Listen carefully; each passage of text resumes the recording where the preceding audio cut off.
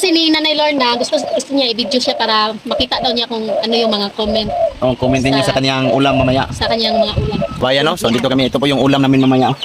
Sa hapunan. Bulaklak. Bulak isa po saw? Bulaklak sa kuan sa kalasangan oh. Oh, masudan. Bulaklak. Diri sa bukid og kabalo lang kano dahil masudan.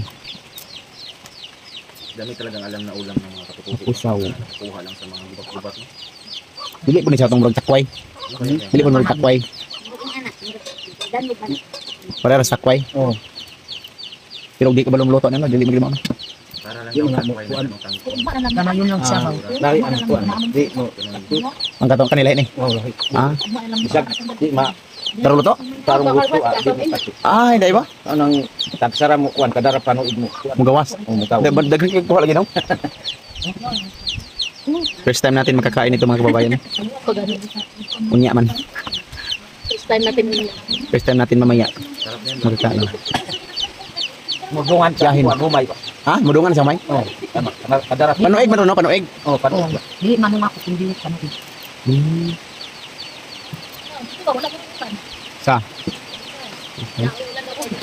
Basa ka na nay. Basa na tayo sa uwan.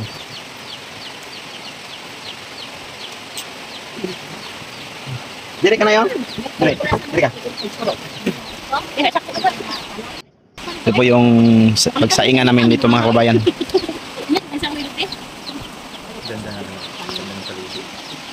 Ito po eh. Meron din ibang ulam dito.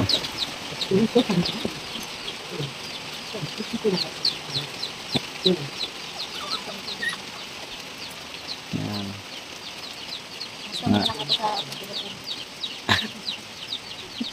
Mga para kanon natin. Kanon.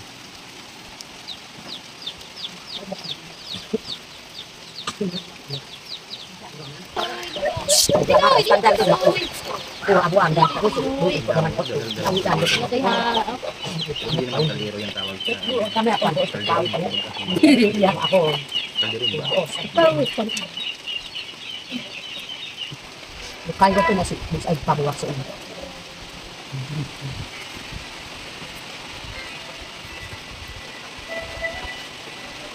Nandito din pala si Mga. Kung ayaw Ano ako day? Kasi naiyahan mo na, Ano na ngamit lang ako. Wala kami na pagkitak mo nay. Ano ko pwede nang dimat kasi ang standard. Sarap nun lang, alubati. Ako ko ang kuan. Pag gusto nyo rin kumain ng manok dito mga babayan, meron din tayong mga manok. Nanalo kita ko lagi din eh. So may nang sweet. Meron din inihaw si Ate Edith na chicken mga babayan, no? Manok. So, daming ulam namin ngayon mga babayan. Merong manok, chicken, merong agbati. Wag lang yan. Merong agbati mga babayan, yan no? Tawag sa amin, agbati sa inyo, spinach. Lumad daloroy. Saluma Daloroy. So, may iba din silang ulam na linilisan ni Ma'am Aya at saka kanyang tiyahin. Tiyahin ni Peking Bombay at saka yung tiyahin din ni Peking Bombay. Ito po yung apusaw. Yan na nailaw na. Apusaw po ito sa amin. Tapos po sa amin. Sigurado sa inyo ha, meron ding pangalan nito. Oh. Paki-comment lang po sa Sa- comment section. Sabi din kung saan kayong bansa nagmula.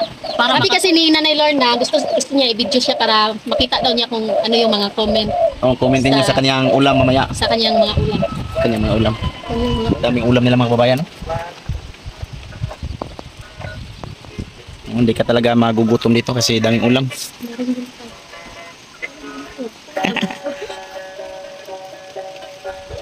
Nanaon na din na paglimpyo dahil. Ito po, kantak doon. Imaro na Kantang Nanay Lorna. Imam na tadi katuing katukan ning waro kagailinga. Unta tayo man eh. Moopiya ka man.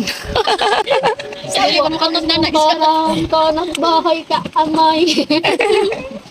Kaya kanta daw na hina. Kantahin natin si Mamaya mga kabayan. Gigi.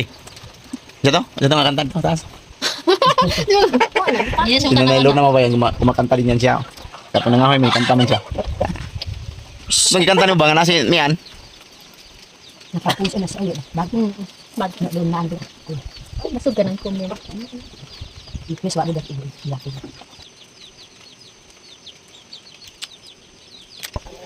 Mga kababayan, ito po yung view dito mga kababayan. Yan. Umuulan po mga kababayan dito, no? Ito po yung bahay na tutuluyan namin mamaya. Sa ilalim ng pag sila, no? Ang taas lang. Imot na ba yung akal? Buti hindi na ano sa lindol. Sa bagay sa Mindanao na ito Davao. Tugnaw ka na Pero may mga nagpapandan sa Mindanao. Itugnaw si nanay. Ramdam talaga nila na ambot sa kanila yung lindol. Pero siyempre hindi ano malakas. Ganyan talaga ang kuwan ng bahay. May ilalim talaga. Na pwede pagtambayan. Yung view mga kababayan. Ito yung mga ulam. Pag walang ulam talaga mga kababayan. So yun lang mga kababayan. Maraming salamat. Support nyo lang. Support